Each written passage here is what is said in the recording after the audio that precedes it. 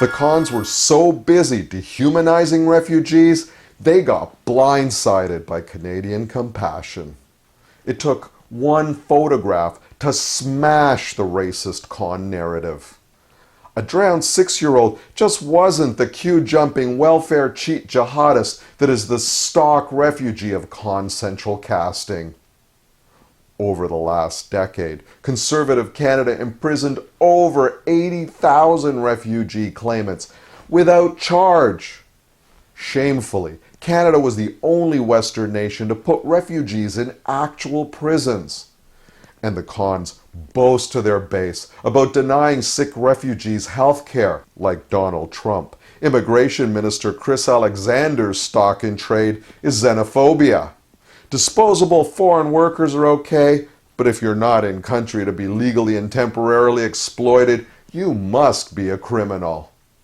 But there are 60 million human beings displaced by war and climate change around the globe. Many come from Iraq, Syria, Yemen, and Libya. Canada is currently bombing Iraq and Syria. Canada just sold $1 billion of weaponry to Saudi Arabia, who are bombing Yemen. And Canada bombed Libya in a NATO campaign.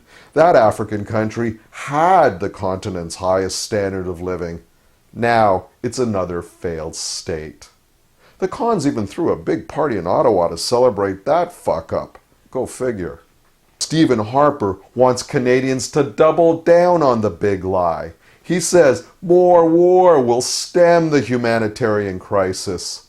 But everybody knows it was George Bush's illegal Iraq invasion, which Harper heartily supported, I might add, that triggered this humanitarian disaster.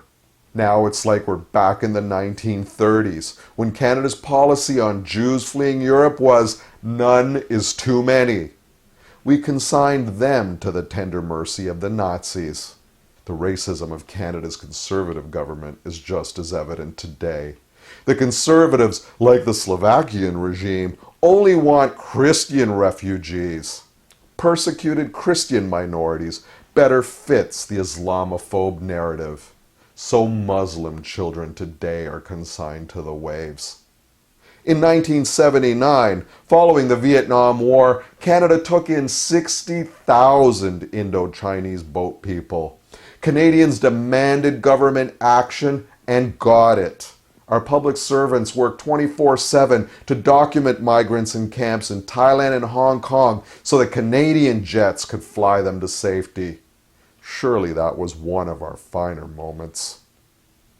Stephen Harper loves his global trade deals, but he needs to learn that globalization means more than just flexing his minuscule military muscle for votes and protecting transnational corporate interests. Globalization means humanitarian responsibility on a global scale. In Toronto, for Rabble TV, I'm Humberto da Silva, and not Rex Murphy.